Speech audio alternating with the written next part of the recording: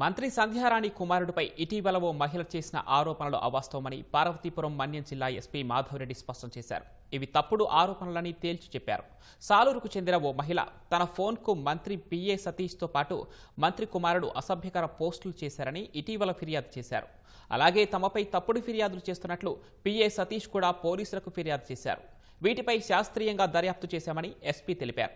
ముద్దాయి నిందితుల ఫోన్లను ఫోరెన్సిక్ ల్యాబ్కు పంపామని చెప్పారు. వీటి ఆధారంగా మంత్రి కుటుంబాన్ని ప్రభుత్వాన్ని ఇబ్బంది పెట్టేలా కొందరు మీడియా సభ్యులతో కలిసి తప్పుడు ఆరోపణలు చేసినట్లు గుర్తించామని ఎస్పీ స్పష్టం చేశారు. వీరిపై పలు సెక్షన్ల కింద కేసులు పెట్టి అరెస్టు చేసి రిమాండ్కు తరలిస్తున్నామని తెలిపారు. మహిళ ఇచ్చిన ఫిర్యాదు మేరకు సతీష్ పైన కేసు నమోదు చేసి దర్యాప్తు చేస్తున్నట్లు ఎస్పీ తెలిపారు.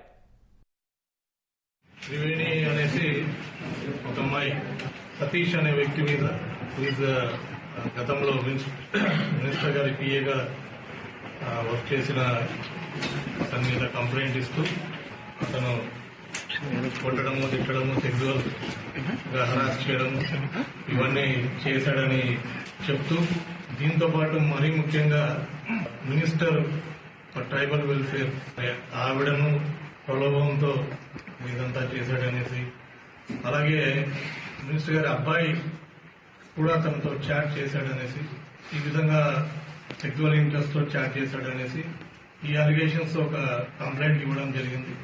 కంప్లైంట్ బేస్ చేసుకుని మనం ఎఫ్ఐఆర్ కూడా రిజిస్టర్ చేయడం జరిగింది. ముందు నుంచి ఇవన్నీ ఫేక్, ఇవి కుట్రపూరితంగా చేశారు, ఇవన్నీ దీంట్లో వాస్తవాలు లేవు, ఇవంతా కూడా ఫేక్ న్యూస్ అనేసి స్ట్రాంగ్ గా డినై చేస్తూ వీటి మీద కూడా చర్యలు తీసుకోవాలి, ఫెయిర్ ఇన్వెస్టిగేషన్ చేయండి అనేసి నేను కౌంటర్ కంప్లైంట్ కూడా ఇవ్వడం జరిగింది. Both cases Saluru town PS లో రిజిస్టర్ చేసి పోలీసు మేము ఇన్వెస్టిగేషన్ లాంచ్ చేశాం. సో దీంట్లో ఎటువంటి ప్రెజర్స్ కి ఎటువంటి ప్రలోభాలకి లొంగకుండా సైంటిఫిక్ వేలో మేము ఇన్వెస్టిగేషన్ చేయడం జరిగింది.